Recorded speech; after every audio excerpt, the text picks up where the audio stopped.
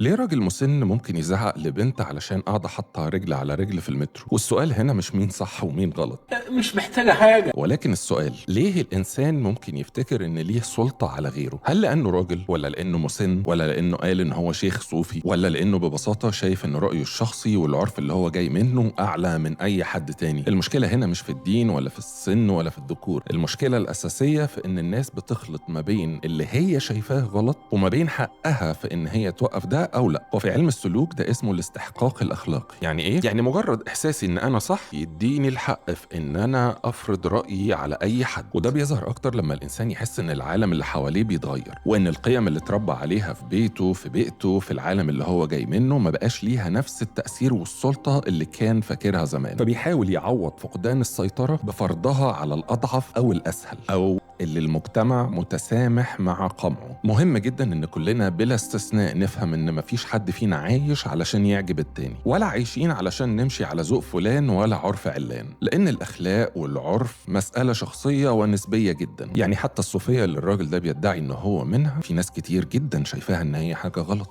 فاللي شخص شايفه صح غيره ممكن يشوفها غلط، والعكس. وأي بلد في الدنيا بيحكمها قانون بينظم العلاقة بين الناس، وأي خروج عن القانون ده بحجة العرف أو الأخلاق مش فضيلة أبدا، دي بوابة للفوضى. والفوضى مش إن الناس تعيش بحرية، الفوضى الحقيقية إن كل واحد يفتكر نفسه قاضي ورقيب وصاحب حق من غير أي سند قانوني. ومن المهم إن كلنا نبقى فاهمين إن السكوت عن تجاوز الحدود هو اللي بيخليها تتكرر، ويا عالم تكرار حاجات زي دي ممكن توصلنا لفين.